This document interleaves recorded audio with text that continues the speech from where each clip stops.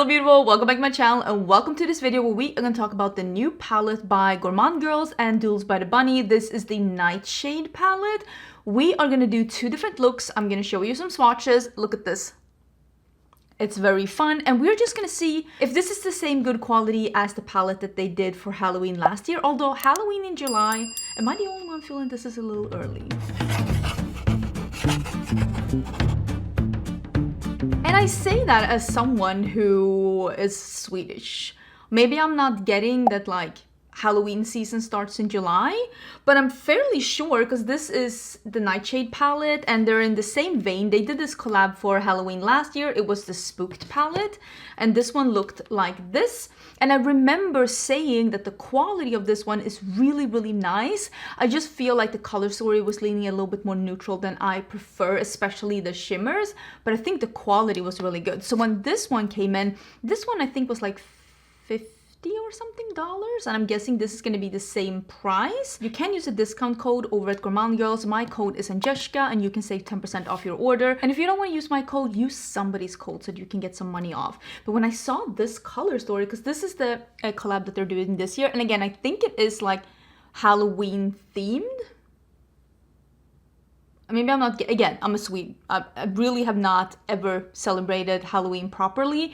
I was like, oh, it's a little early for Halloween, but at the same time, you'll know that you have it for Halloween. I don't know. Let me know what you think about it. I will say the color story is really pretty. It is a little purple, green with a pop of yellow and also some like more darker, grungy neutrals at the end here. I do really like how this swatched out because as I'm filming this, I actually already swatched this one because I knew today, I'm actually going to the Barbie movie tonight, so I knew I was a little short on time. So I did swatch this just to make sure that I would have time to fix this before this is going up. This is being released on the 27th. I will leave all the info in the description box in case there's anything you're wondering about. The only shadow that didn't swatch amazingly is this one that's called Belladonna, which is like a pastel-y purple, but I know that both pastels and purples can be a little finicky, so I am sure that a pastel-y purple was extra finicky. But yeah, there are some duochromes, there are some like really interesting shades in here, so I think we're gonna do two different looks, and I want to start with doing a yellow going to a green going to this like dark murky brown, and then I want to end doing one that's like a purple, and I want to see if I can do cut crease. I have not done the cut crease in a hot second, so I kind of want to try it out. But let's zoom in and let's start. I am very intrigued by this. I will say that Doodles by the Bunny, she has now announced that she is working for Gourmande Girls. I'm guessing all the palettes are gonna be like in this like vein when it comes to like packaging. So I'm guessing the different, and this is like, usually you don't know who's working with the brand. Like I have someone who works with me and usually you never know who works with the brand. That's like, I don't want to say a secret, but like that's not part of the brand, like letting people know who's like doing the artwork and stuff. But I'm guessing they're doing it because Doodles by the Bunny is pretty known, I would say, on Instagram, and her style of packaging is very specific, so you always like know when she has done a packaging. So I'm guessing this is going to be the vein of all Gourmande Girls packaging in the future, but I'm guessing the difference with the collab is that she also picked the shades. Not 100% sure, I don't know the background story of this. I will say the past couple of palettes I've really seen a change in Gourmande Girls formula. She's really been working on that to make it something very interesting and to make it something very good and also something very her own. I would say like the last year, you can definitely tell that she has been working with her own formula, which I think is super, super exciting. So let's jump into this one. Let's do two different looks. I will say I am very excited because I really am inspired by this color story. I'm gonna try and make this a gradient. So I'm gonna start with the green in the middle and we are just gonna see if I can if I will be able to do the gradient that I say I want to do. Do I have the right settings? I think I do. So I'm gonna start with the green here and just plopping it in basically. And I'm hoping this is going to be good. I am using my own brushes. This is the Cinch Beauty brushes. They're always linked down below. These are the brushes that I came up with from my own brand.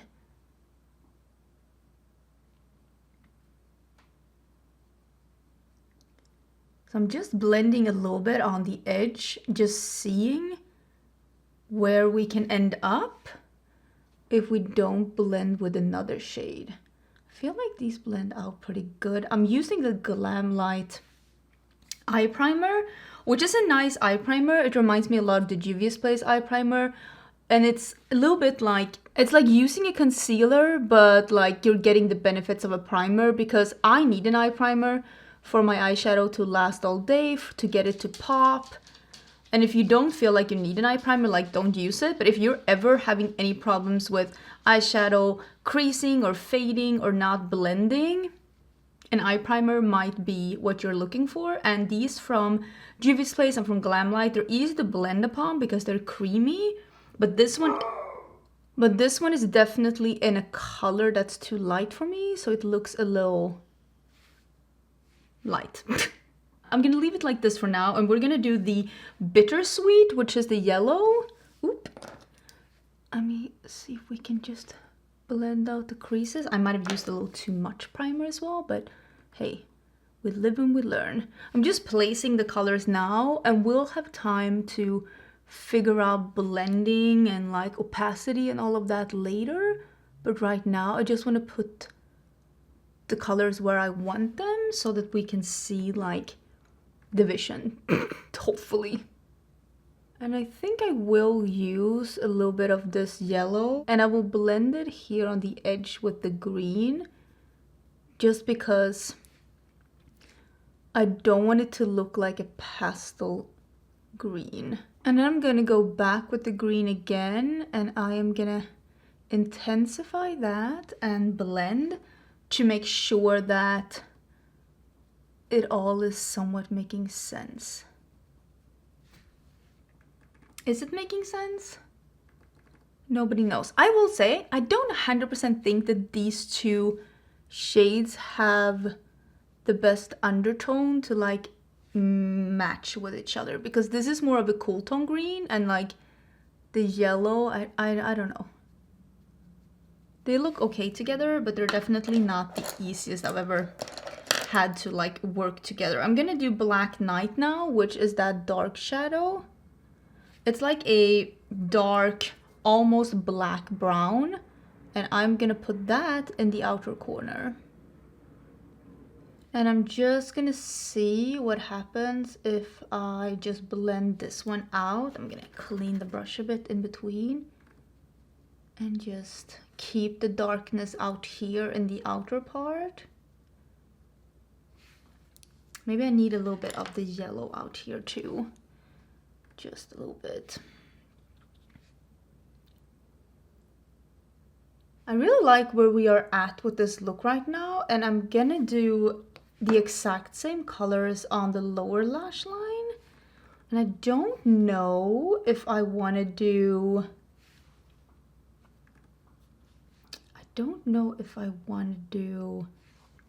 shimmers on the lower lash line, or maybe just on the top lid. We're in the shimmer era. We're gonna do this one, right? Is this a duochrome? This one, and this one. I know that this one has like a little bit of a greeny shift-me-bob, so hopefully this is gonna turn out good. I think I'm gonna start with the green in the middle of the lid, honestly. When you're doing several shimmers, I'm gonna spray it. Sometimes it's really good to start with the one in the middle and then add the other ones, like flank it. Okay, so this is more of a traditional metallic. Might be a little bit of a shift to it, but nothing too extreme so that it can't like fit here and not look weird. Now I'm gonna do that dark one that's called Night Fury, and again I am spritzing it to make sure that I don't get too much fallout, and I'm putting it here on the outer part, just flanking a little bit. Ooh, that is actually such a pretty metallic. I could definitely see myself doing like a smoky look with like this all over. Nice. And since I do not like shimmers all the way to the outer corner, I go back with a matte and I just stamp a little bit on top to make sure that I am keeping the absolute outer corner still being matte. So now with the same EO1, I'm doing the yellowy one that's called Flowering. And it is, I don't want to say that it's flaky, but there's a little bit of a flakiness to it. So I'm definitely spraying this one. And we're putting this in here. And I got a little fallout. I know from before that this one, when I swatched it, it definitely has like a green, like a lime green shift to it. And that's why I knew I wanted to match this with the greens and see how it wore together. You can see it's leaning a little bit more green now, and this is what I was thinking. So I think I'm gonna put this yellowy one on top of the yellow on the lower lash line too, and in the inner corner to make sure that this whole look is like matching. That looks, ooh, so cute. So now I think this entire look is looking a little bit more lime green yellow, going to a green, and then just to this almost sooty dark brown black color. So big fan. Oh, I wanted to try this one. I bought these eyeliners from Makeup Revolution. These are the Streamline eyeliners. I got it in yellow, I got it in green, and I got it in orange. So I want to try the yellowy one because these yellowy ones can be really hard to make.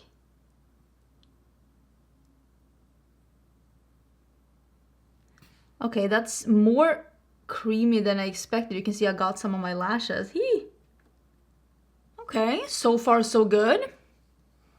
Not bad. Let me do some mascara. Let's finish up this look. But ooh, look at with my nails. I think this is looking very promising. So this is my first look, and I mean, I love this look. It turned out even better than I thought because I wanted it to be more on the green side, and I knew since this yellow was a yellow lime duochrome shimmer, I knew that it was gonna lean a little bit more green, and I really feel like it went from almost like a zesty lime into this grass green into this very sooty dark brown, and I really like how it looks, and I like this lipstick with it as well. I dug out this is the MAC Luster Glass lipstick, and it's in Business Casual. It's really nice. I bought this when I was on vacation with my husband, so I decided to dig it out, but I really like this look, and so far I really like the palette. Let's get into look number 2. So I want to do like a little bit of a cut crease. I've not done that in a hot minute, but I want to do purple. So I'm going to do Nightshade, and I'm going to do Woody, and I'm going to use Hypnotic and Enchanter because they're a little bit more of a smooth, almost dual multichrome action. So I think those are the shades I'm gonna be working with right now. I was gonna say high expectations, maybe I do, but we're gonna start with this one. And I was gonna say pray for me, but I'm not religious, but like let's all just hope, oops, that this is gonna turn out good. Oop, that is definitely a bristle, but I think this is gonna be good. I'm gonna push this one, the Nightshade, into my crease, and I'm gonna use it in here as well. I don't usually put any kind of dark shades in my inner part, and that's probably why I haven't done a cut crease in such a long time, because like there's nothing to cut. No cutting is needed, but I kind of want to do one. So let's hope that this turns out okay. So I think that this is how I'm gonna leave it for right now, and we're gonna see if we can deepen it up. I do have some little green specks here. It's because I did the other makeup look just before this. I don't know what to tell you. It is what it is. I tried to get all of it off, but it didn't work out. So we're like, just roll with it, honestly. So I used a little bit under my eyes as well, and I used a little bit of this Belladonna, this one, just to blend the edge here. I feel like it looks pretty okay. So we're gonna do the one that's called Woody, this like almost dark like plum, and I'm gonna do my EO5 which is the small one. And we are gonna start to deepen this up. This looks very, very nice. I feel like I have a dog hair on my lipstick, which is probably true. You know, you feel like, I just feel like there's something there.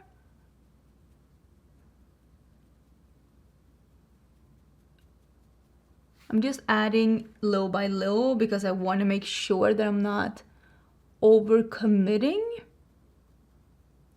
I'm actually going to the Barbie movie tonight, and this is the makeup that I'm gonna be wearing, so I knew I wanted to use the purples. I'm gonna use a little bit more in the crease here, like 2/3 of the crease.